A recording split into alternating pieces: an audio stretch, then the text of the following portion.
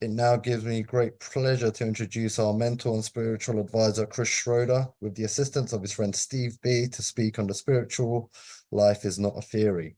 Over to you guys. Hey, thanks everybody. My name's Chris, and I am an alcoholic, and it's a real pleasure to be here with Steve. He's a home group member. He lives down the street, so this is very, very cool. And I love this meeting. This meeting has been responsible for educating and encouraging so many people to take the recovery program in Alcoholics Anonymous seriously. And I don't think anybody does it better than Howard and Kathy, breaking down in granular detail, like every paragraph in the book Alcoholics Anonymous. So if you're new to this group, go through a couple of cycles and you will learn a lot about where we come from, what happened, and how do you completely transform your life. It really is a significant thing. Now our topic today is the spiritual life is not a theory. So there's a lot of latitude with that. The spiritual life is a lot of responsibility as well. Some of my early mistakes was I thought I could become spiritual all by myself in my bedroom reading books, and what I found was the spiritual life takes a lot of work. It takes self-sacrifice. It takes working with others, especially if you're an alcoholic. And what I want to do is something a little bit unusual. There's an article that Bill Wilson wrote for the Grapevine in 1965. And so it was published in the Grapevine magazine in 1965, and it's called Again at the Crossroads. And I just want to read a couple of paragraphs of this because the other day when I read it, it was so significant, and it really pointed toward if there's anything we're not doing correctly in Alcoholics Anonymous, this paragraph points that out. What really is our job in Alcoholics Anonymous. So I'm going to read from, this is, if anybody cares, this is from page 331, halfway down the page from the book, Language of the Heart. All right. So it says, therefore, let us together take a look at the more important areas in the life of our fellowship where the call for improvement will always be insistent. Bill was great at this. He was always, pointing us in the right direction, telling us what we're going to need to do for the health of the fellowship and the health of the society. But in this, he's specifically concerned with some things that Steve and I want to talk about today. All right, it says here, our first concern should be those sufferers that we are still unable to reach. Let's first humbly realize that throughout the world of today, there are 20 million alcoholics. Now, please understand, in 1965, these are 1965 numbers. They're nowhere near correct anymore. But the disparities in the numbers are pretty much correct. In other words, if you inflate these numbers to current levels, you're going to see the same discrepancy between these numbers. So out of 20 million alcoholics, 5 million of these being in the United States alone. Of course, these vast numbers are in all stages of sickness. Some cannot be reached because they are not hurt enough. Others because they are hurt too much. Many sufferers have mental and emotional complications that seem to foreclose on their chances. Yet it would be conservative to estimate that in any particular time, there are 4 million alcoholics in the world who are able, ready and willing to get well, if only they knew. Clearly, all these sufferers need to know what alcoholism is and to recognize that they are so afflicted. Being thus readied, they need to be brought within our reach by every resource of public information and word of mouth that will tell them exactly what steps they can take in finding the road to recovery. Now, I'm just going to say what steps to take in finding the road to recovery. When we remember that in the 30 years of AA's existence, we have reached less than 10% of those who might have been willing to approach us, we begin to get an idea of the immensity of our task and of the responsibilities with which we will always be confronted. These facts point straight to our next responsibility, that of intelligently and lovingly sponsoring each man and woman who comes along asking us for help.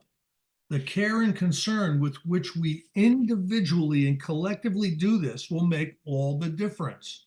Besides, this is the greatest expression of gratitude that we can give for what we ourselves have received. Without much doubt, 1 million alcoholics have approached AA during the last 30 years. We can soberly ask ourselves what became of the 600,000 who did not stay. How much and how often did we fail all these? So that gives Steve and I some stuff to talk about, right? Steve, what comes to your mind? Well, the first thing that came to my mind was a responsibility pledge. I am responsible when anyone anywhere reaches out for help. I want the hand of AA always to be there, and for that I am responsible. And sometimes I wonder if I just eliminate the word AA and just I'm responsible, to be a good human being, to be a sober person, to have kindness, compassion, and love for other people, which is the opposite of the exact nature of my wrongs of self-centeredness, fear, selfishness. It's the opposite of that. So I think that the responsibility pledge is so important. If you'll indulge me in a quick story, we have a halfway house for women here in our town. It's part of a treatment center. And there was a woman that used to come with a group of women that came from the halfway house. And, it was a normal night. It was a Thursday night. And the people are outside just before the meeting. And the meeting started. But I heard a couple of voices outside. It got a little rowdy. And one of the women came in and says, "Can you come out and help us?" So, of course, I went out, and there was a woman there from the house that was hammered. She was drunk and disruptive. And they said, she wants to come in, but we won't let her. And I said, no, I'll talk to her. So long story short, I made her promise not to disrupt the meeting. We went in, we sat in the back. I won't tell you the rest of it. It was pretty funny. This is probably 10 years ago. I see her on a regular basis now in town, not at meetings, but a social event. And she keeps telling the story of the night and she says, "I saved her life." I didn't save her life. I was just being a responsible member of Alcoholics Anonymous. And it's always a joy to see her. That's what I'm thinking. Each and every one of us have the ability to touch other people. None of us can touch everyone, but some of us, there's people that are going to respond to us. Now, I'm looking around at the squares and I'm seeing that there are people from all over the United States, all over Europe, and each of us showed up in Alcoholics Anonymous one way or another. I'll tell you how I showed up. My drinking had gotten to a point where, I was going to die soon. I mean, the velocity of my alcohol consumption was really scary. And some of the heaviest partiers that I partied with were saying I wasn't going to last very long. These are my running buddies. So it was really concerning. I ended up in treatment. I ended up in Alcoholics Anonymous, and I made a real effort to do this thing that would result in my sobriety. And so I got a sponsor. My sponsor told me he wanted to see me at a meeting every night until he told me to stop. I started going to meetings every single night, and probably for 8 years I went to an AA meeting every single night. And what I discovered something profound, something that Alcoholics Anonymous had lost. When Bill was writing in 1965, it was a given that your sponsor, in one way or another, would maneuver you through the 12 steps. Now, nobody ever did it perfectly, and there was all kinds of different ways to do it, but they were addressed. The 12 steps were addressed between the sponsor and the sponsee. Now, by the time I show up in Alcoholics Anonymous in the late 80s, it was optional. So what happened with Alcoholics Anonymous was Alcoholics Anonymous was a 12-step program with a support fellowship. Do you understand what I'm saying? The fellowship was in support of those going through the 12 steps and making available additional ways to work with alcoholics. That's what AA was. Somewhere along the line, it shifted and it became a fellowship of sobriety with an optional 12-step program. And that's okay unless you're an alcoholic. You understand what I'm saying? Like if you're in real trouble with alcoholism, being the coffee maker or the cookie guy is like trying to stop a semi with a cobweb, if you're trying to treat alcoholism with meeting attendance. Now, there are people who aren't gravely afflicted. There are people who aren't, really, really sick with alcoholism who can get by on, not drinking and going to meetings. But I've made it like my mission in life to let people know that if you have a bad case of alcoholism, you're gonna need the 12 steps. Haven't you seen that in your own life? Well, I saw it very similar to you when I came in 1983. It was I was just in love with AA, the fellowship. Started going to a 12 and 12 meeting, step meeting, and we read out of the 12 and 12, and I really didn't quite understand what was going on, but I read it. I participated in the meeting. At that point, I had a sponsor from that meeting, but it wasn't what Chris had mentioned about one way or another through all 12 steps. It was kind of just a meeting and not drinking.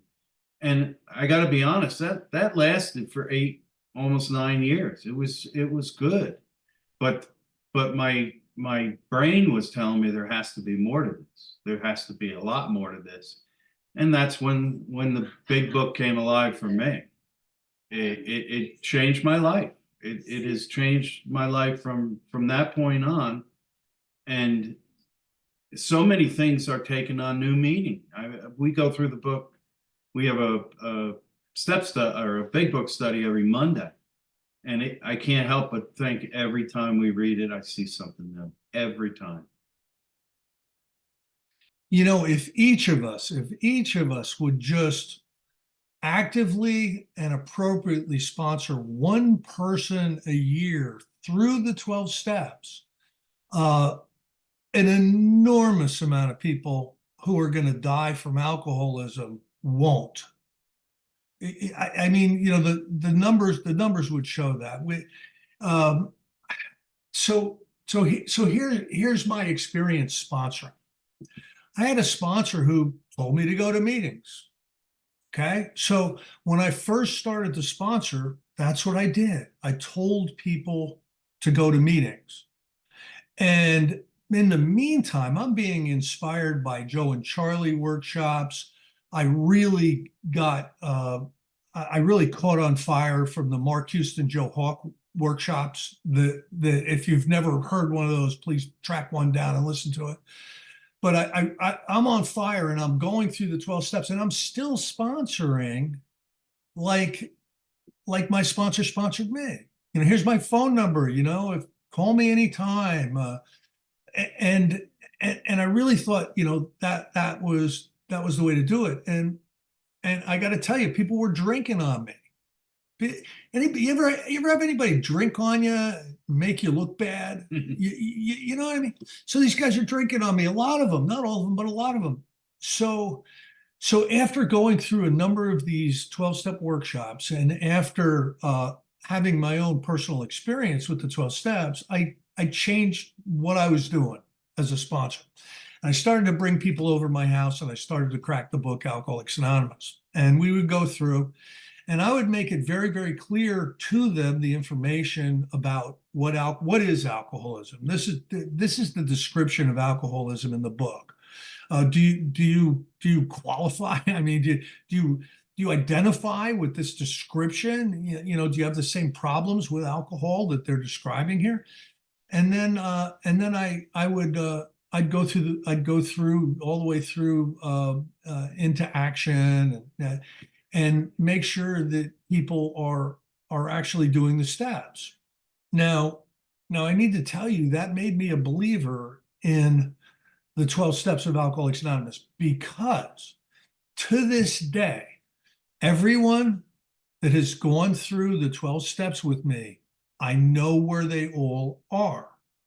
I'm not saying that there wasn't relapse here or there, but I know where they are, and they're in a good position today. If they're having trouble, they at least know what needs to be done to get out of trouble. The people who balked at the steps and who came to the conclusion that the fourth step was a little overblown, it's kind of a tall order. It might be an overreaction to the problems I'm having in my life. The people that didn't really want to tackle amends, because why would I do that? I'll look stupid. And the people who didn't start to practice prayer and meditation, they're all gone. None of them are still in AA, to my knowledge. They might be, but I don't see them anymore. They're not part of my society. So that's black and white. Take the 12 steps, stick around. Build a foundation upon which the rest of your life, the structure of the rest of your life, can be built. Don't do the 12 steps and wander off, to something else, whatever that might be. And I don't know about anybody here, but I want a structure. I want to be assured that the way I'm living is going to be successful. Successful as far as my alcoholism is concerned, as far as the rest of the stuff in my life. Now Steve over here, he's part of the home group. When I show up in the home group, he's usually sitting down with one of his guys with the big book open before the meeting. So we both understand the importance of the same thing. So the spiritual life is not a theory. We don't just learn it. It's not intellectually learned. It's experientially worked. You know the difference between those two things? I love to learn things. I love to read spiritual books and feel all light and fluffy, for 2 or 3 days. But being an alcoholic, something like that is not going to work. Good intentions never work. Theories never work. Promises never work. There's got to be a main fundamental change for things to get better in my life, because alcoholism is a progressively fatal illness. It's no joke. We're in a lot of trouble if we have alcoholism. So what you were saying about the spiritual life is not a theory, and we have to exercise our spiritual life. We have to acknowledge it, live it. What I've been doing is step 10 really puts me in the place of that, reviewing my day.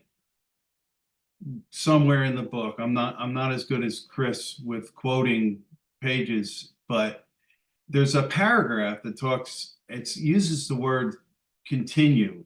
We continue to look at our selfishness, our fears, but it uses the word continue 4 times in the paragraph. So that's telling me I don't wait till the evening. I do it all day, all the time. So I'm thinking about what I'm going to say. I'm thinking about what I'm going to do. I'm thinking about what I'm thinking. And it keeps me in the present, which is so important for us to be in the present. I really use it, and it keeps me, it gives me the serenity. The serenity is almost a byproduct of being present, because I'm not in the past with regret or shame. I'm not in the future with fear and self-centeredness. I'm right here, right now, which I think is an Al-Anon phrase, but it's so important. And when I can't, when I start getting selfish, when I start getting fearful, I have to stop. We pause. We take a minute. What would God have me be? You know, what do I need? I need God's help at every given moment, especially when I start getting into my defects of character. So Steve hit the nail on the head with the self-centeredness. You strip away alcohol from the alcoholic. You sober up the alcoholic. And what you have is an individual with a toxic experience of self-consciousness that is damn near intolerable over any course of time. And what that is exactly what he was talking about. It's the remorse and the shame and the guilt of the past, and always rehashing the resentments of the wrongs that have done. You know, that's where my head will go. And if it's not that, it's the anxiety and the self-centered fear about what's in front of me, what's going to happen tomorrow, what's going to happen later today. And so you have this alcoholic condition that is beyond uncomfortable. And that is what the 12 steps treat. It treats us ultimately to the point where we're going to be good right here, right now.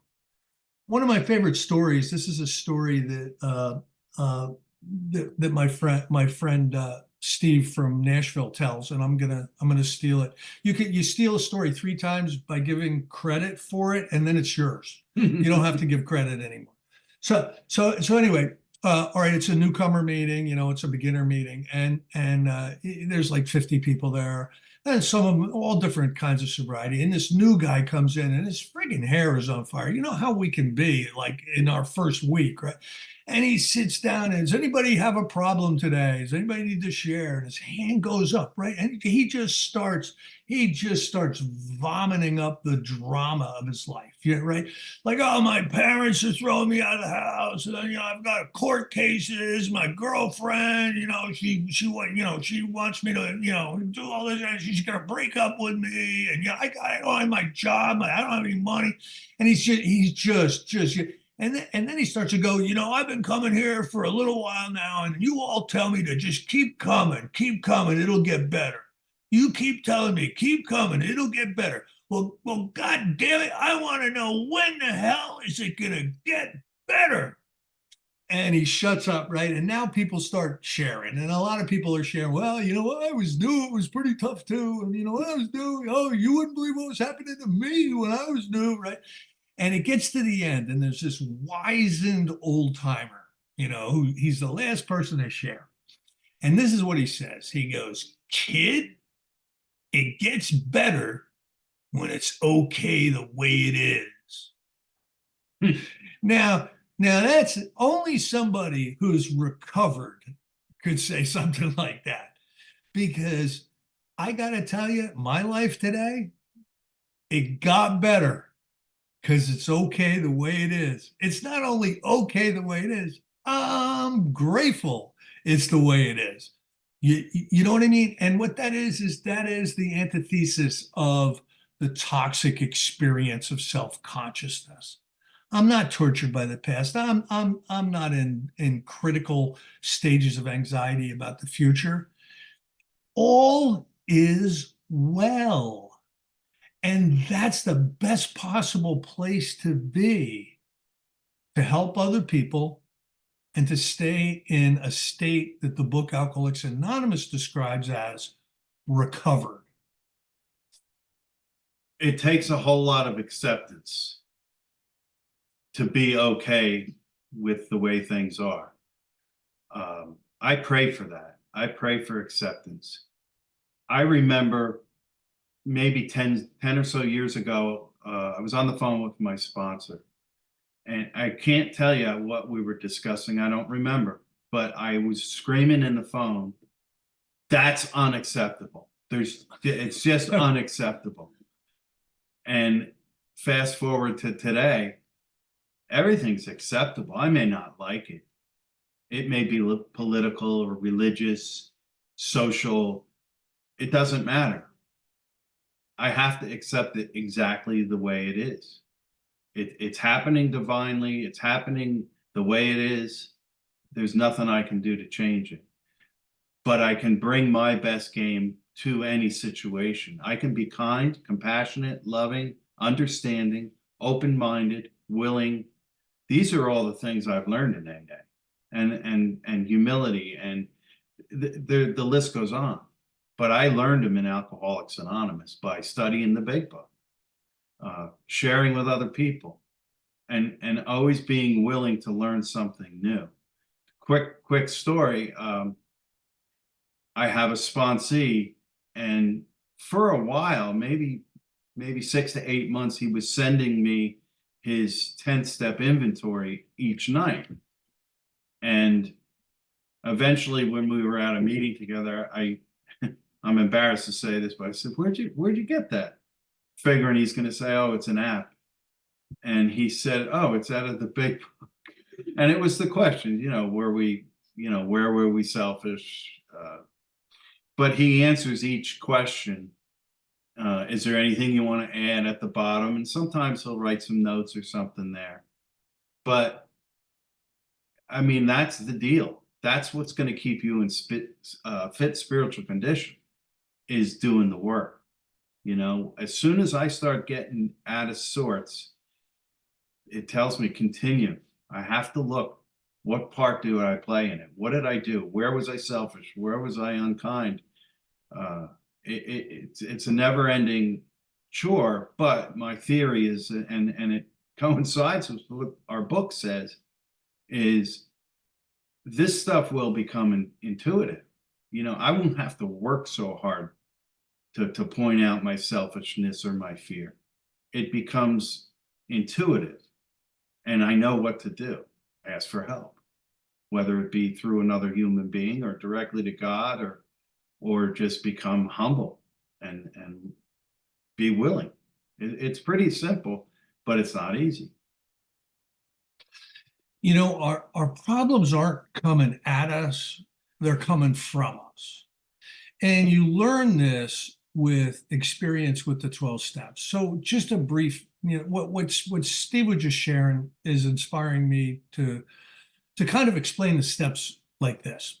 Step one is, man, I'm in real trouble. Alcoholism, can't manage my life. Step number two is I believe there's a better way. I believe there's a better way. Sure. Spirituality, sure, whatever. Step three is making a decision to seek this better way, to make a decision to seek this spiritual life. Step four is looking at the largest manifestations of self that defeat me. And step five is sharing those manifestations of self that defeat me. Step six is becoming willing to have those manifestations of self removed. Step seven is humbly asking the spiritual power to remove those massive expressions of self-consciousness. Step eight is putting a list of the people in the institutions that this selfishness has harmed.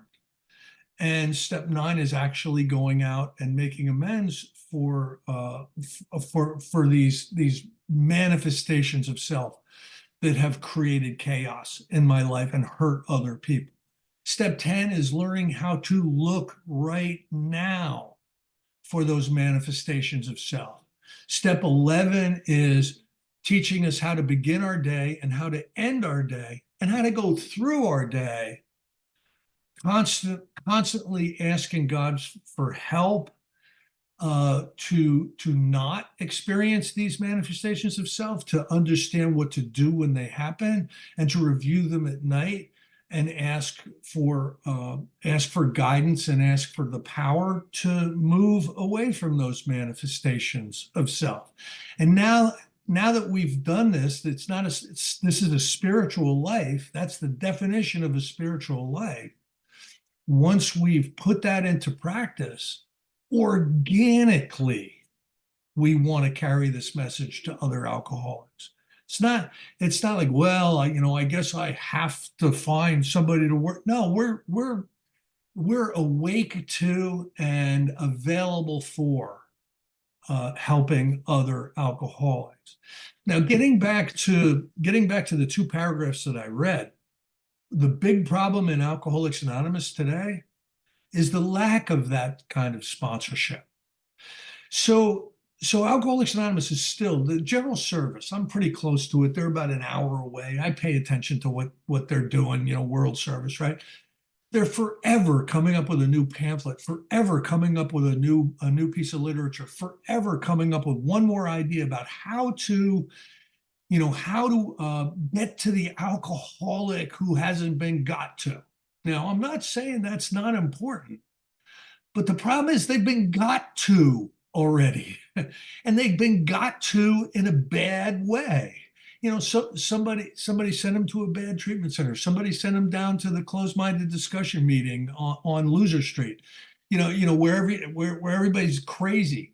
They weren't approached with anyone who is going to qualify them one-on-one, qualify them for, are you an alcoholic? Do you have alcoholism? This is what alcoholism is.